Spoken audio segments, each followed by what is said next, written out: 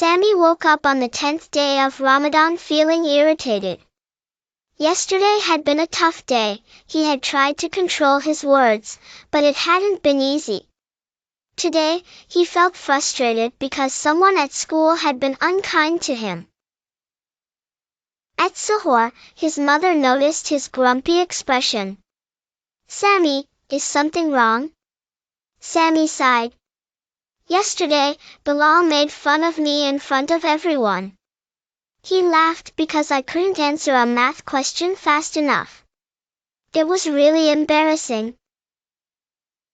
His father, who had been quietly listening, said, "That sounds difficult. What did you do?" Sami frowned. "Nothing, but I'm still angry. I don't even want to talk to him today."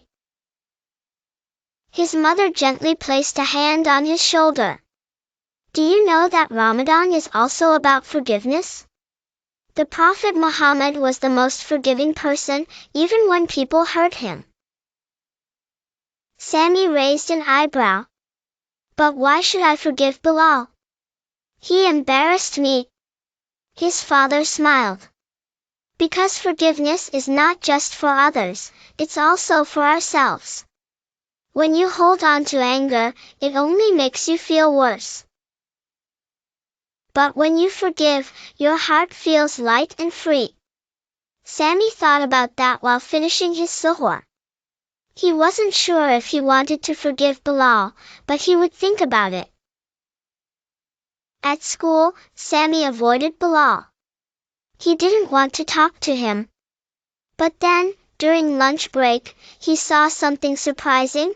Bilal was sitting alone, looking sad. Sami hesitated. Should he ignore him?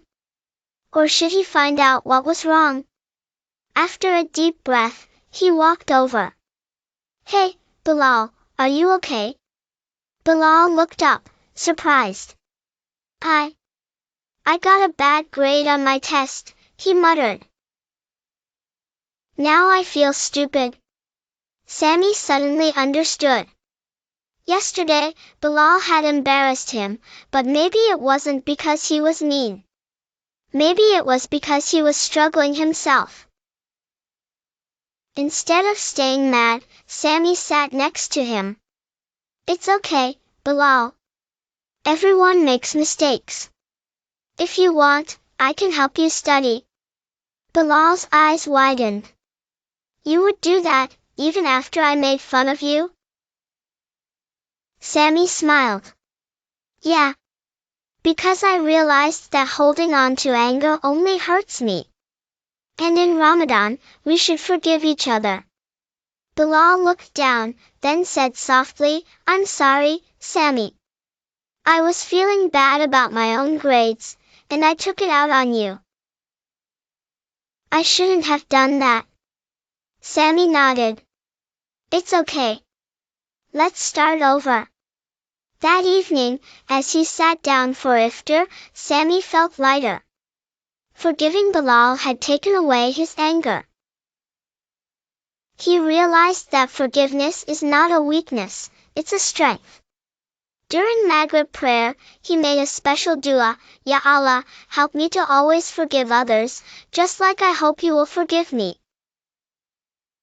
After Tarawih, his mother asked, "So, did you forgive Bilal?" Sami smiled. "Yes, and I feel much better. I think I understand now. Ramadan teaches us to forgive, because we also want Allah to forgive us." His father nodded. "That's exactly right.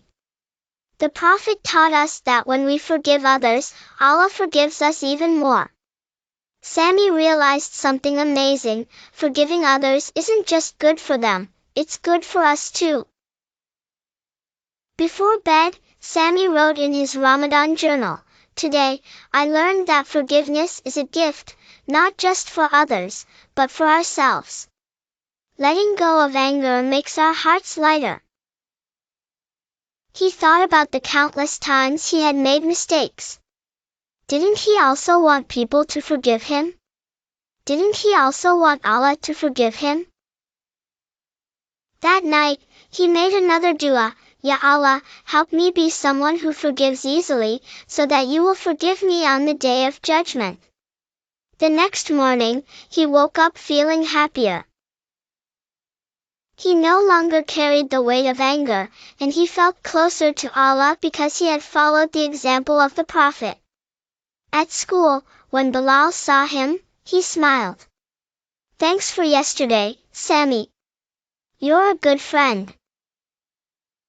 Sami grinned. Friends forgive each other. And just like that, he knew, forgiveness had made both of them better people. Moral of the story, forgiveness isn't just for others, it's a gift we give ourselves.